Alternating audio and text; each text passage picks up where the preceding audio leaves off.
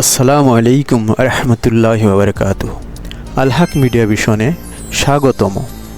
আজ আমার ভিডিওর বিষয় সূরা আল বাকারার ৭ম ও ৮ম আয়াতের অর্থের উপর ভিত্তি করে ইসলামিক মোটিভেশনাল গল্প মুখে ঈমান অন্তরে অন্ধকার।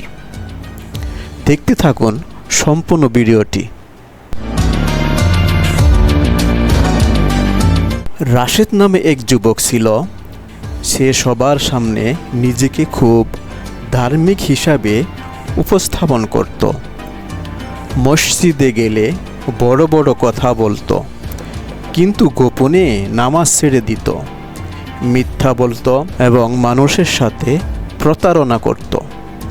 গ্রামের মানুষ তাকে ভালো মুসলিম মনে করলেও তার অন্তর ধীরে ধীরে অন্ধকার হয়ে যাচ্ছিল।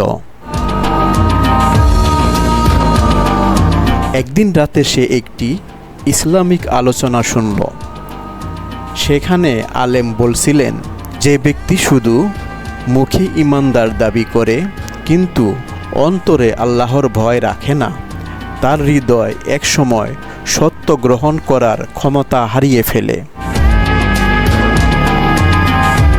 কথাগুলো রাশেদের হৃদয়ে আঘাত করল।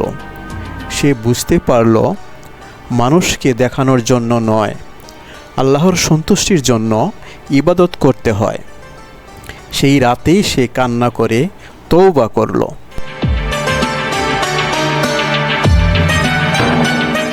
পরদিন থেকে রাশেদ বদলে গেল। সে গোপনে তাহাজ্জুদ পড়তে শুরু করল, মানুষের হক ফিরিয়ে দিল এবং সত্যিকারের ঈমান অর্জনের চেষ্টা করল।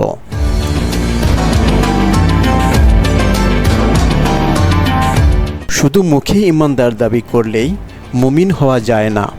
সত্যিকারের ঈমান হলো অন্তরের বিশ্বাস ও আমলের মাধ্যমে আল্লাহকে সন্তুষ্ট করার চেষ্টা করা।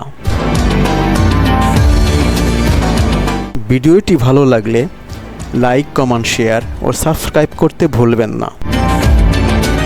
জাযাকাল্লাহ খায়র।